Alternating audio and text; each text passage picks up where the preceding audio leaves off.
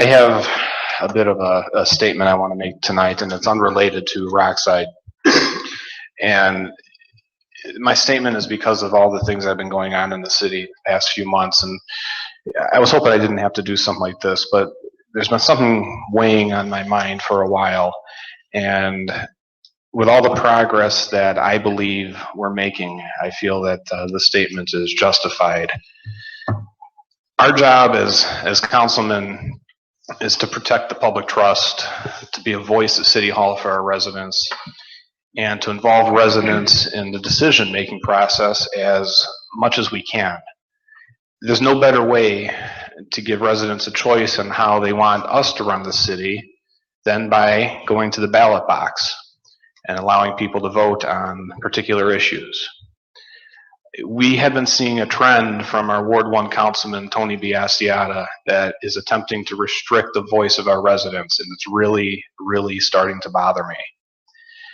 At the July 25th, 2016 council meeting, Councilman Biassiata voted no on a resolution to place the fire levy renewal and increase on the ballot. This issue will generate a projected $1,602,000 annually. And its passage literally changed the direction of our city for many years to come and has allowed us to begin a street repair program, which will resurface approximately 16 streets, set money aside for parks, create new funds to save money for infrastructure repair, capital improvements, debt payment, and even enabled us to set aside nearly $300,000 to pay down the upcoming balloon payments due to debt restructuring.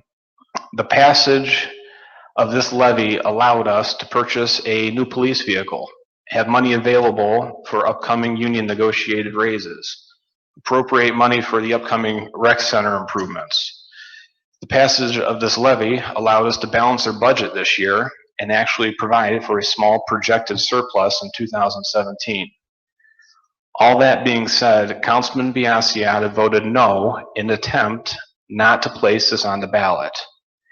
In Ward 1, 1,638 residents voted on this levy, of which majority voted in favor. 1,638 voters had their Ward 1 representative vote no on allowing them a choice on whether or not they wanted their city to receive the needed money to move forward. This past Monday, Ward 1 Councilman Biassiata again voted to restrict residents' rights to decide if they want their city to move forward and have a full-time mayor and safety director. His stated reasoning was that he received 24 emails from residents in opposition. I don't buy that for 1 second. But even if that were true, there will be thousands of potential Ward 1 voters in the May primary whose representative voted to take their voice away. Even though, Councilman, you had no opposition in the last election and you were unopposed, some residents in Ward 1 voted for you because they expected you to give them a choice on how they wish the city to operate. Your actions to attempt to suppress their voice and right to vote confuses and frankly bothers me. Let the people decide. What is even more surprising is the comments that Councilman Biassiata made at the January 23rd caucus meeting. He said, quote, "Everyone would not debate that we need a full-time mayor. I'm not going to debate that." He went on to say, "This is a pretty major change for the city, one for the better. It's the right thing to do," end quote. Councilman Biassiata, you can't have it both ways anymore. Pandering to a small group of residents who are active on social media is not a justifiable reason to vote to restrict all of your residents from their right to vote on an issue. It's time you start letting all residents in your ward make up their own mind. The days of having it both ways are over, Councilman. Make decisions that allow the people you represent to have a voice at City Hall. I make a motion to adjourn. Mr. President. There's already a motion on the table. Is there a way to? There's a motion on the table. I'm trying to ask the law director if we can do this properly to allow you to speak. You have to withdraw the motion to adjourn. I will withdraw that motion to adjourn. Do I need a Mr. second on President, that? I'd like a brief I rebuttal. need a second on that. Second. Please call the roll. Did we just withdraw the? Please call the roll. Biassiata. I need a clarif, I'm not sure what we're voting on. We're voting on to withdraw the motion or to adjourn the meeting? Withdrawing the motion. Yes. Frondor. Yes. Kranek. No. Kukrow. Yes. Petro. Yes. Trafis. Yes. Bicker. Yes. The original motion is withdrawn. Councilman Biassiata. Thank you, Mr. President.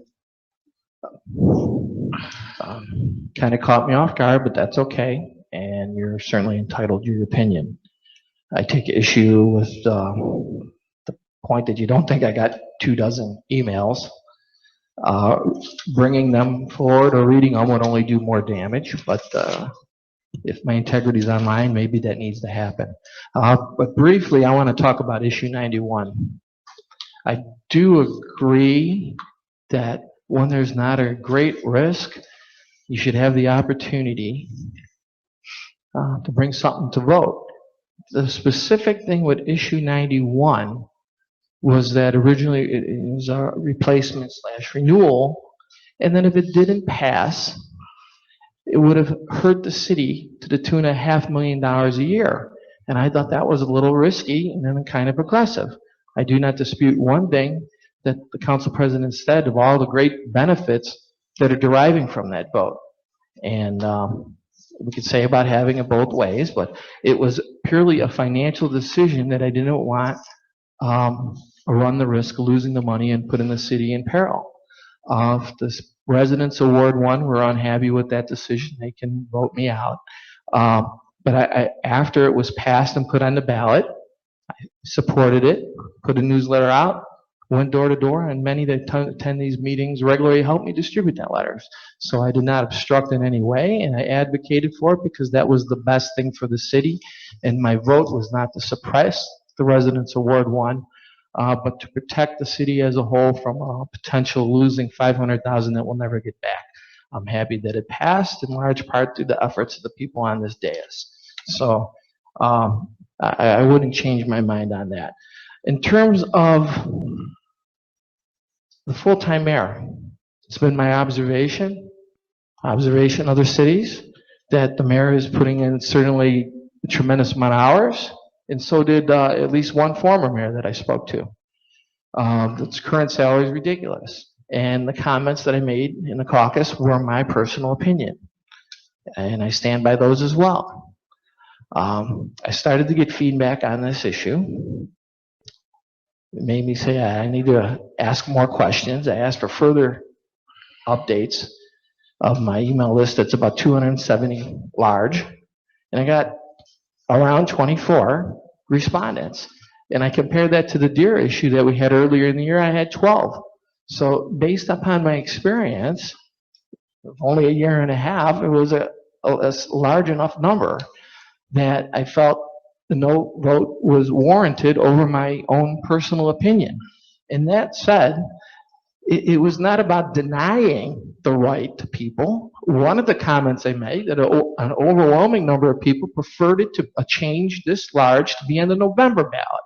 So we could argue that a no vote was actually to increase the number of people that more than likely would have a voice in a major change of the city. That was the first thing that I derived from the feedback that I got from my residents, and the number one reason I stated at the last council meeting. So I never, we could disagree. That's fine. If the residents of Ward 1 think I misinterpreted their 100% response telling me not to do this, they want to vote in November as opposed to May because they want more people to vote. And the word they used exceedingly throughout all the emails, they felt that we, myself included, were trying to sneak something in. And given the history of the city, I don't think we need to sneak anything. This council's doing well. A lot of things have been accomplished, and I need to shy away from any resident feeling we're sneaking anything. So a no vote is saying, no, not that I disagree with the full-time mayor. I disagree the residents that have provided their feedback disagreed with how we went about it. They wanted it on the November ballot, and they like our charter has a provision for a charter commission. So those were the high-level reasons I voted no. But thank you for giving me a chance to give that rebuttal, and I still think the best things are ahead, and I'm going to maintain a positive attitude. Thank you. All I heard was circling the wagon. With all the stuff that is going on in this city, there's a lot of confusion in social media with what we are doing to move Seven Hills forward. Your no vote has created more chaos on social media. You gave another platform to people to discuss things that simply are not factual. And every time you continue to pander and do exactly what you did with these, I'm calling you out from here on. I'm tired of it. I'm gonna make a motion to adjourn. I'll second. Please call the roll. Biassiata. Yes. Frondor. Yes. Kranek. Yes. Kukrow. Yes. Petro. Yes. Trafis. Yes. Bicker. Yes. Meeting adjourned.